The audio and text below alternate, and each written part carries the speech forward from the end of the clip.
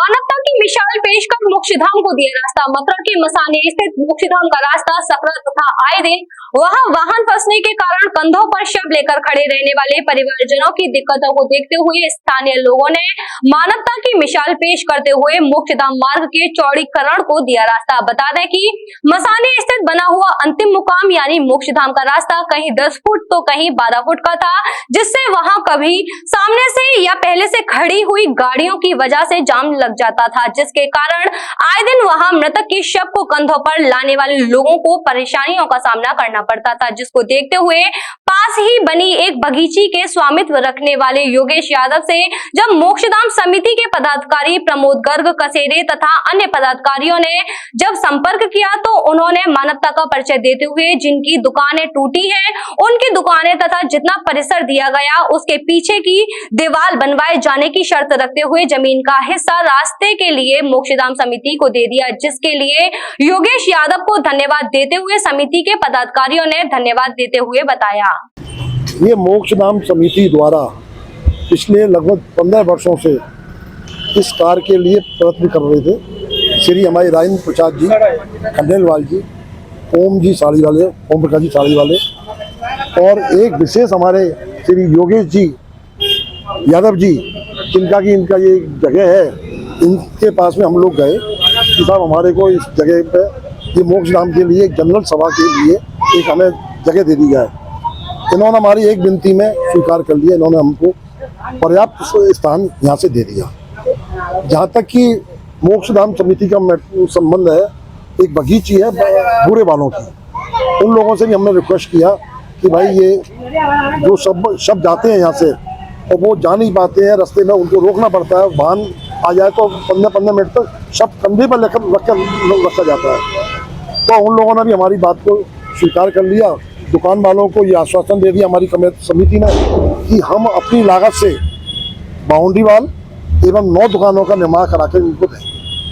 अब आप हमारे श्री खंडेलवाल जी से। नमस्कार। ये काम एक ऐसा हो रहा है कि जिसकी कोई वो नहीं हो सकती है, क्योंकि सर्व समाज की ये जगह है और ये सब लोगों को यहीं आना है। एक ही जगह स्थान ऐसा है, इसको सबको आना है।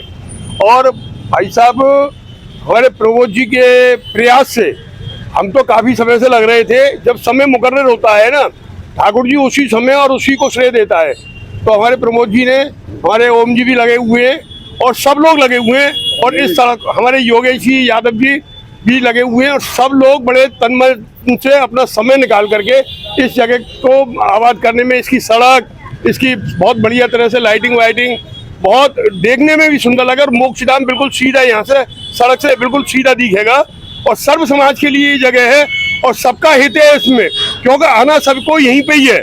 तो मेरी तो सबसे रिक्वेस्ट है और सबसे नमस्कार।